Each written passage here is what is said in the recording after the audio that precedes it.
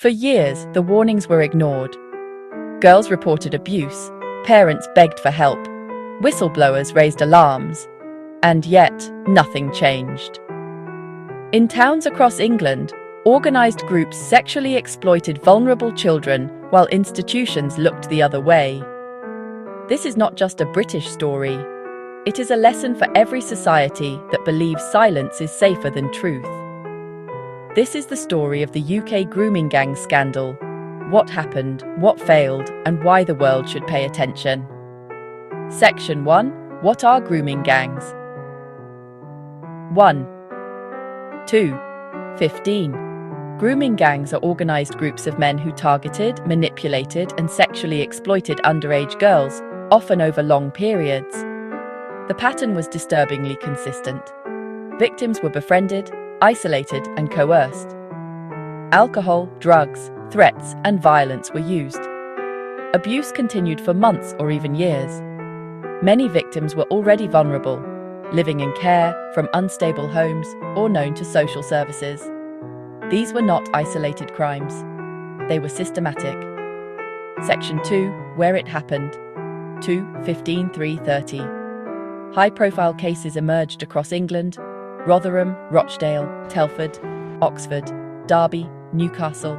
In Rotherham alone, an official inquiry later estimated at least 1,400 children were abused over 16 years.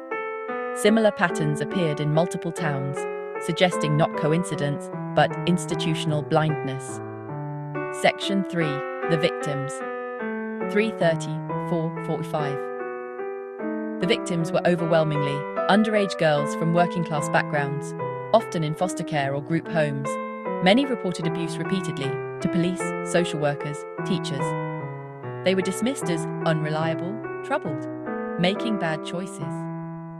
Some were even criminalized while their abusers walked free. For many survivors, the deepest trauma came not only from the abuse, but from being ignored. Section 4. The perpetrators and the sensitivity. 4:45-6:15. In several major cases, perpetrators were men of Pakistani heritage, which made the issue politically and socially explosive. This fact became impossible to ignore, but also dangerous to oversimplify. Key realities must be stated clearly. Sexual abuse exists in all societies and ethnic groups. Most child abuse globally is committed by individuals known to the victim. These cases involved specific networks, not entire communities. The scandal was not about ethnicity alone. It was about organised exploitation combined with institutional paralysis. Section 5. The real failure. Institutions. 6:1:15-7:45. Official investigations reached a devastating conclusion.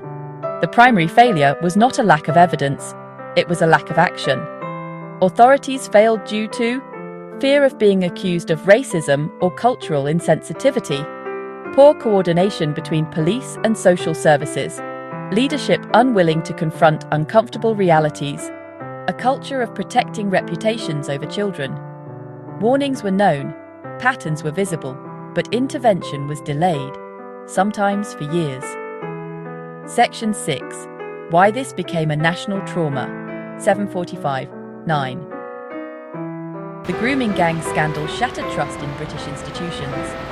Not just because crimes occurred, but because they were reported and ignored. Victims were blamed, accountability came far too late. For many Britons, this became a symbol of a deeper fear.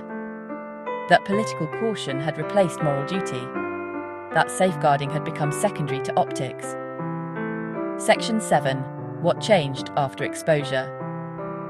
9 out of 10:15. Once exposed, reforms followed. Stronger child protection laws improved training for police and social workers. Greater awareness of child sexual exploitation, more prosecutions. But critics argue progress remains uneven and discussions still cautious. Some fear lessons were learned too late, others worry they are still being avoided. Section 8. Why this matters beyond Britain.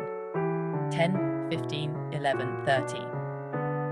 This is not just a UK issue, For the United States and other countries, the warning is clear. Organized abuse can hide behind social complexity. Institutions can fail when fear overrides enforcement. Silence protects perpetrators. Not communities safeguarding children requires equal enforcement of the law. Courage to confront facts without generalization. Zero tolerance for abuse, regardless of who commits it. Closing reflection, Lucy 11 to 30 to 12. The grooming gang scandal was not inevitable. It happened because warning signs were ignored, because victims were doubted, because institutions hesitated when they should have acted. The lesson is universal: protect the vulnerable first, tell the truth early, and never allow fear, political or social, to stand between children and justice.